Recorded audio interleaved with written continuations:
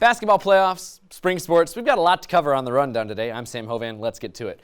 Men's basketball wrapped up the season by setting a ton of team bests this year. 4th place in the Big South, first round bye, 9 conference wins, all 3 shattering previous bests for the program. But they ran into a hot shooting Hampton team in the Hercules Tires Big South Tournament quarterfinals and were eliminated. Women's hoops also did something the team has never done before, clinch a home playoff game. The Lancers muscled past Charleston Southern for their 8th conference win over the weekend.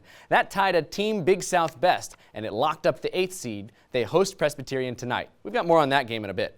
Softball wrapped up its crazy road trip to start 2020 with a couple of games down at the Spring Games in Florida. The Lancers played 19 straight road games this year and went 8-11 against a very tough schedule. Now the team comes home to host Rhode Island in a doubleheader on Wednesday before opening conference play next week.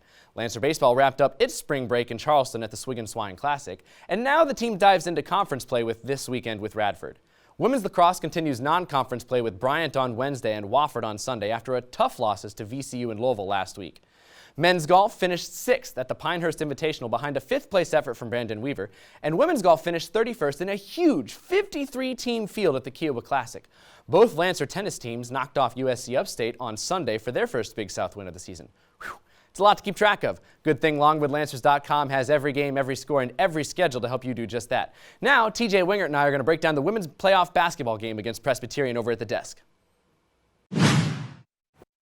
Big one tonight as Longwood plays host to Presbyterian in the Big South Conference women's basketball quarterfinal. Well, Sam, a couple of things I think play a big role in tonight's contest. I have to say that I think rebounding will be the ultimate deciding factor in this one. You look at Longwood in games where they were out-rebounded by opponents, just 3-12. Obviously, you want to flip that number around in games where they had a tie or more rebounds, 7-6. So a winning record, I think it plays a big role tonight as well. You know, and I see what you're saying because the first time these two teams played, Longwood did grab 17 offensive rebounds. I think the real number to key on is probably offensive rebounds because if a team doesn't shoot well, there's just a lot of rebounds there to grab. But 17 offensive rebounds for Longwood the first time they played. However, Presbyterian was the team that had more offensive rebounds when they beat Longwood at overtime. And if you look at that overtime game, specifically players who struggled rebounding the basketball, Keela Smith, Dana Rouse combined for 11 rebounds. That's a number way lower than what we're accustomed to seeing. Counter that with Trinity Johnson and Jade Compton both having double-digit rebounding themselves and combined for 7 offensive rebounds. So whoever controls the glass, I think, has a huge factor and a huge advantage in tonight's contest. But the way that you don't have to worry about rebounds is if you force turnovers. Sure. Longwood's win back in January, they forced 27 turnovers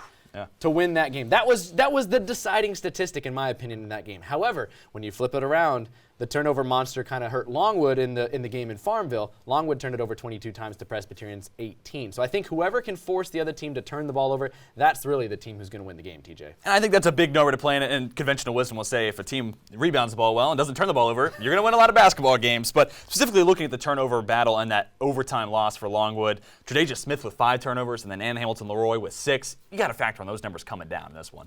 It's certainly something you'd have to expect. But I think one of the most exciting parts of it, the matchup. You see Jade Compton for Presbyterian doesn't average double digits on the season, but she's had Longwood's number. She's scored 53 points between the 2 games.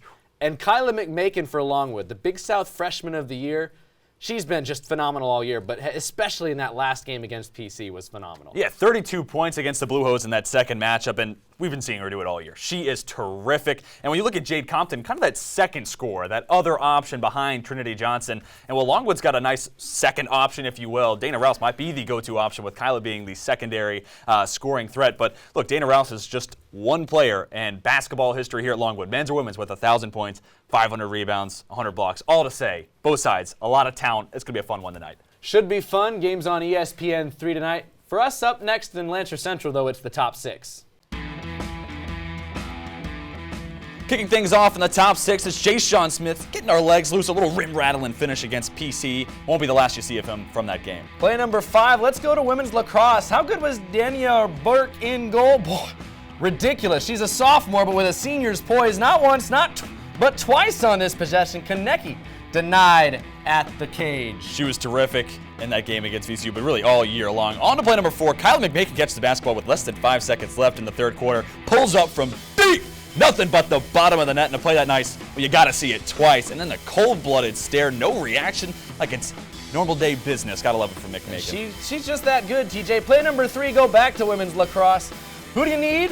Who do you need to go from? Lucarelli, the team's leading scorer, getting it done for the Lancers. Big moment here. Shot clock's running down. Let the big dog eat to tie it up. Had no room on that. Incredible vision on that play. On to play number 2. I told you we weren't done with Jay-Sean Smith. Well, Longwood needed a bucket, and Jay-Sean was there to answer the phone off the screen right, and a dagger into the heart of the Blue Hose. And play number 1, senior night for the Lancer women. Dana Rouse was everywhere. 27 points, 10 boards, and yeah, she gets it done on the defensive end too. Block number 1, and she's not done yet. She also has 3 steals, creates easy buckets for herself this way, and 3 blocks tonight. So 27 points, 10 boards, 3 steals, 3 blocks. Does it all, and that'll do it for this episode of Lancer Central. For Sam Hovan and our entire Lancer Central production crew, my name's TJ Winger. Until next time, we are signing off.